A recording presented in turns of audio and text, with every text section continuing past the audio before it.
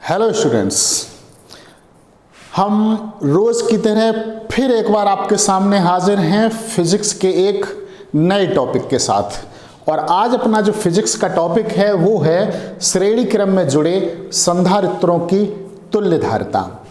Dear students, आपको ये बात हम पिछले वीडियोस में बता चुके हैं कि संधारित्र किसे कहते हैं, लेकिन हम फिर एक बार बताते चलें आपको कि संधारित्र जो होता है वो एक ऐसी युक्ति होती है जिसके माध्यम से हम किसी चालक के आकार को बिना बदले उस पर आवेश धारण करने की क्षमता को बढ़ा सकते हैं। और प्रत्येक संधारित्र में दो प्लेटें होती हैं, इसीलिए जो संधारित्र का जो संकेत होता है वो दो प्लेटों के माध्यम से ही उसको प्रकट करते हैं। जैसे ये तार है तो बीच में अगर हमने इस तरीके से बना दिया तो ये हो गया संधारित्र, ये संधारित्र का संकेत है। तो प्रदर्शित चित्र में तीन संधारित्र हैं जिनको हमने श्रेणी क्रम में जोड़ा है। तो तीन संधारित्र हैं। पहला संधारित्र जो है, जो प्रथम संधारित्र है उसकी धारिता C1 है, और जो दूसरा संधारित्र है उसकी धारिता C2, और जो तीसरा संधारित्र है उसकी धारिता C3 है। यानी कि जो तीन संधारित्र श्रेणी क्रम में जोड़े हैं तो उसमें जो प्रथम संधारित्र है उसकी धारिता C1, द्वितीय संधारित्र जिसकी दोनों प्लेटें हमने रेड कलर की बना दी हैं उसकी धारिता C2 है, और तृतीय संधारित्र जिसकी धारिता C3 है। देखने वाली बात यह है कि जो प्रथम संधारित्र है C1 उसकी पहली प्लेट P1 को टर्मिनल A से जोड़ा गया है, सिरे A से जोड़ा गया है, और C3 की दूसरी प्लेट को टर्मिनल B के द्वारा पृथ्वी से जोड़ दिया गया है। इस तरीके से ये चित्र है। अब हम आपको यहाँ से ये पूरा चित्र समझाते हैं सही से। डियर स्टूडेंट्स, जो पहला संधारित्र है, जो प्रथम संधारित्र है C1 मान लेते, प्रथम संधारित्र C1 की पहली प्लेट P1 को टर्मिनल A से जोड़ा गया है, इसको सिरे भी बोल सकते हैं, सिरे A से जोड़ा गया है।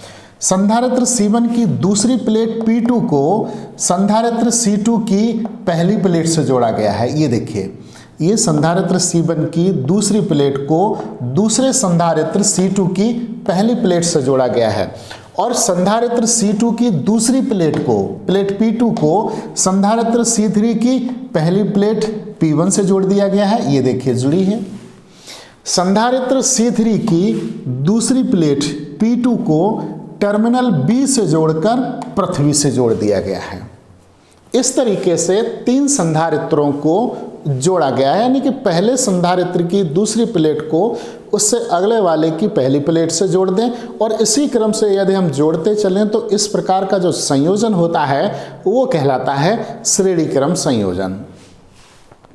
अब देखिएगा स्टूडेंट्स, जो पहला संधारित्र है C1 उसकी प्लेटों के बीच विभवांतर है V1, जो संधारित्र C2 है उसकी प्लेटों के बीच विभवांतर V2 है, और संधारित्र C3 की प्लेटों के बीच विभवांतर V3 है, और टर्मिनल A और B के बीच में कुल विभवांतर जो है वो है V के बराबर। अब देखिएगा इसकी शुरुआत कैसे करते हैं कि जब हम किसी बाहरी स्रोत से, आउट सोर्स से टर्मिनल A को प्लस Q आवेश देते हैं, टर्मिनल A को प्लस Q वैद्युत आवेश देते हैं। जब टर्मिनल A को प्लस Q आवेश देंगे तो संधारित्र C1 की पहली प्लेट P1 पर प्लस Q आवेश समान रूप से वितरित हो जाएगा। फिर समझिए हमने क्या कहा, जब हम किसी बाहरी स्रोत से टर्मिनल A को प्लस Q आवेश देंगे तो यह प्लस Q आवेश संधारित्र C1 की पहली प्लेट P1 पर एक समान रूप से वितरित हो जाता है। आगे का प्रोसेस समझाने से पहले हम आपको समझाना चाहेंगे प्रेरण क्या होता है।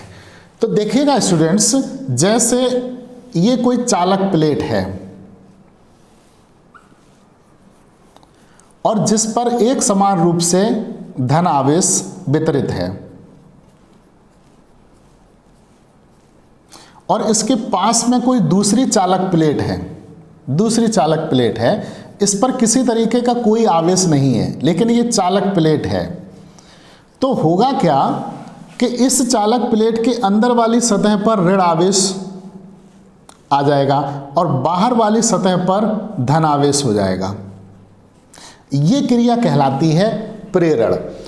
इसमें पहली वाली प्लेट को, इस प्लेट को धन आवेश दिया था, लेकिन पास रखी दूसरी प्लेट के अंदर जो ऋण आवेश है वो पहली प्लेट की तरफ आ जाता है, यानी कि इसके अंदर वाली सतह पर आ जाता है और धन आवेश जो है वो दूर की तरफ चला जाता है, क्योंकि विपरीत आवेश एक दूसरे को आकर्षित करते हैं और समान आवेश एक दूसरे को प्रतिकर्षित करते हैं, जैसा कि अमेरिकी वैज्ञानिक बेंजामिन फ्रैंकलिन ने कहा था।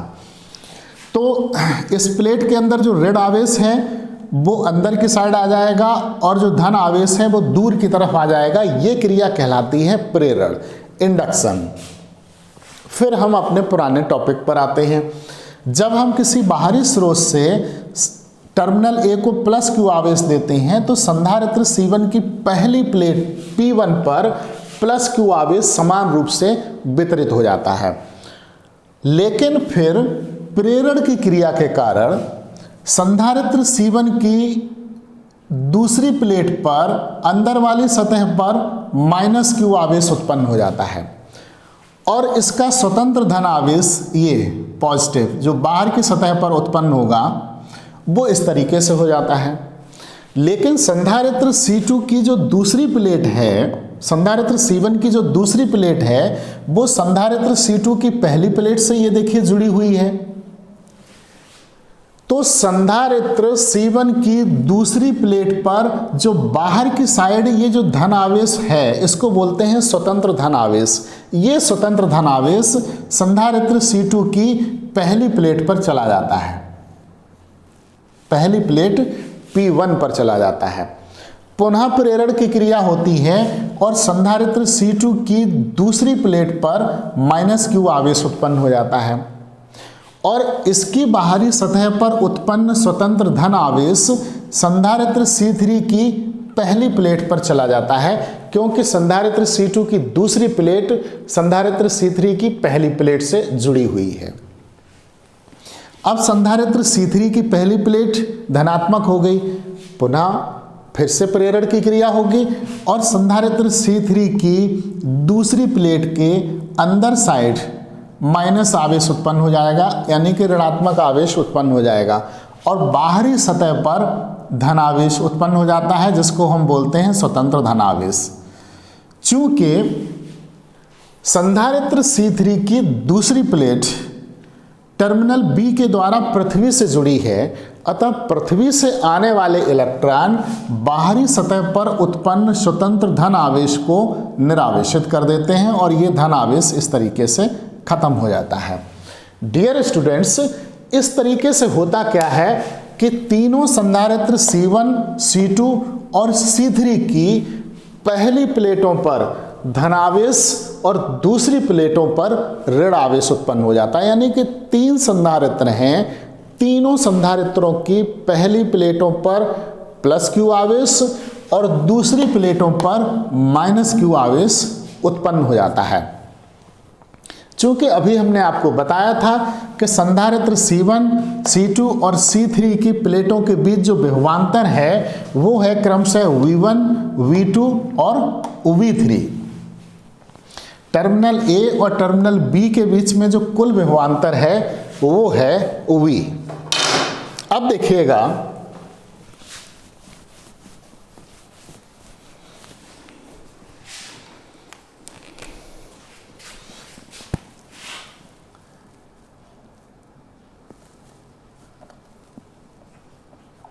सूत्र V बराबर Q/C से पहले संधारित्र की प्लेटों के बीच विभवांतर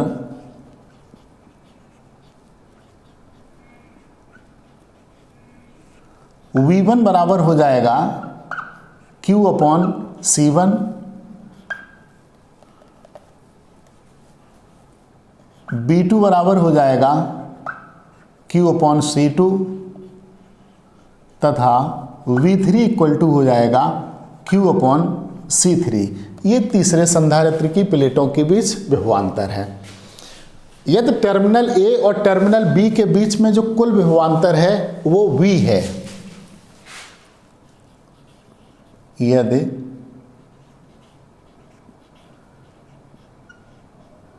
टर्मिनल A व B के मध्य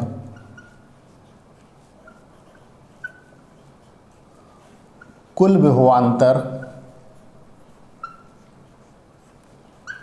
V है, तो V equal to V1 plus V2 plus B3, यानी कि V equal to B1, B2 और B3 की वैल्यू रख रहे हैं तो Q upon C1 plus Q upon C2 plus Q upon C3, या हम इसे ऐसे लिख सकते हैं, Q कॉमन ले लिया तो 1 upon C1 plus 1 upon C2 plus 1 upon C3। इसे हम दे देते हैं इक्वेशन नंबर 1। बहुत सरल है स्टूडेंट्स।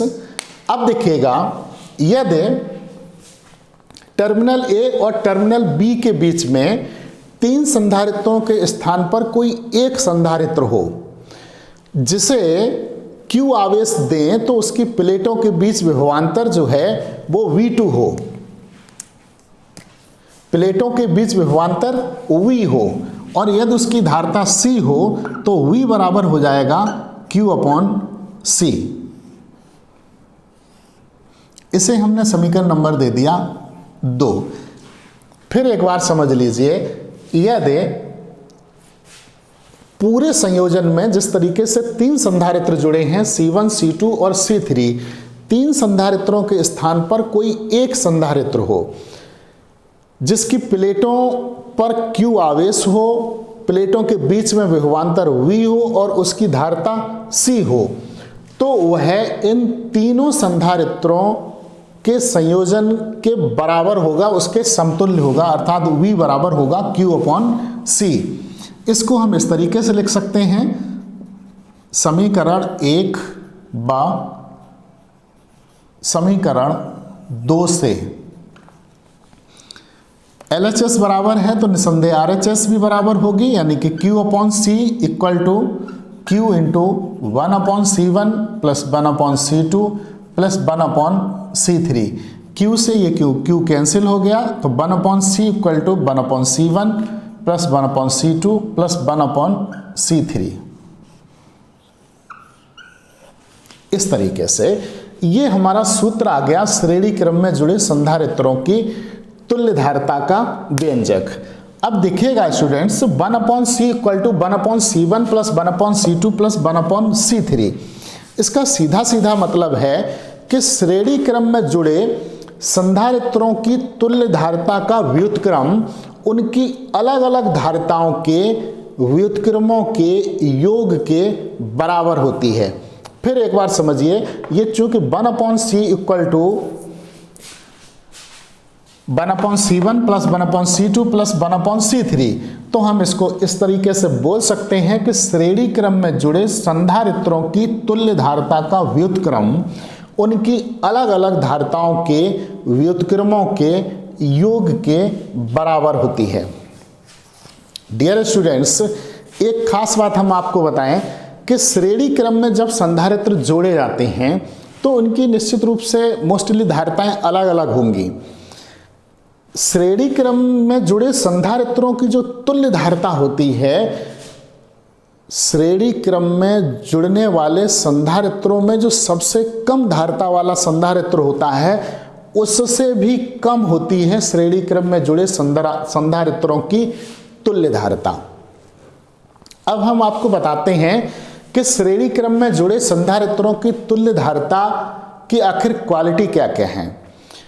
श्रेणी क्रम में जब संधारित्र जोड़ते हैं तो उनके क्या नियम हैं, उनसे क्या फायदे हैं, क्या नुकसान हैं, तो वो हम आपको बताते हैं। तो सबसे पहले हम आपको बताना चाहेंगे कि श्रेणी क्रम में जब संधारित्र जोड़ते हैं, श्रेणी क्रम में जब संधारित्र जोड़ते हैं तो जो पहली विशेषता ये होती है कि श्रेणी क्रम में जुड़े संधारित्रों की प्लेटों के के सिरों पर जो आवेश होता है वो समान होता है। खास बात, श्रेणी क्रम में चाहे 2 संधारित्र हों, चाहे 3 हों या 4 हों, चाहे जितने संधारित्र लगे हों, श्रेणी क्रम में जितने भी संधारित्र होंगे सभी संधारित्रों पर समान आवेश होता है। दूसरी बात, श्रेणी क्रम के संयोजन में जो तुल्य विभवांतर होता है, जो तुल्य विभव होता है, वो अलग अलग संधारित्रों के विभवांतर के योग के बराबर होता है। जैसे कि V = V1 + V2 + V3।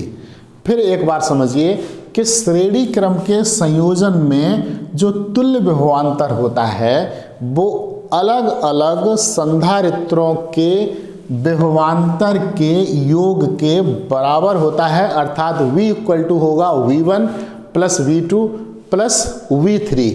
Dear students, इसीलिए श्रेणी क्रम में संधारित्रों को तब जोड़ा जाता है जब हाई वोल्टेज अर्थात उच्च विभव वाले वोल्टेज को कोई एक संधारित्र सहन नहीं करता है। तो उच्च वोल्टेज को कम वोल्टेज में विभाजित करने के लिए हम इस तरीके के कई संधारित्र जोड़ते हैं। उच्च वोल्टेज को विभाजित करने के लिए जब एक संधारित्र उच्च वोल्टेज को नहीं सहन कर सकता है तब हम कई संधारित्र लगा देते हैं। डियर स्टूडेंट्स, श्रेणी क्रम में जुड़े संधारित्रों की एक और विशेषता है कि इसमें जो सबसे कम धारिता वाला संधारित्र होता है, श्रेणी क्रम में जो संधारित्र सबसे कम धारिता वाला होता है उसके सिरों के बीच विभवांतर सबसे अधिक होता है। तो डियर स्टूडेंट्स, इस तरीके से आज ये अपना टॉपिक था श्रेणी क्रम में जुड़े संधारित्रों की तुल्य धारिता। हमारा वीडियो कैसा लगा कमेंट्स करके अवश्य बताएं। Thank you.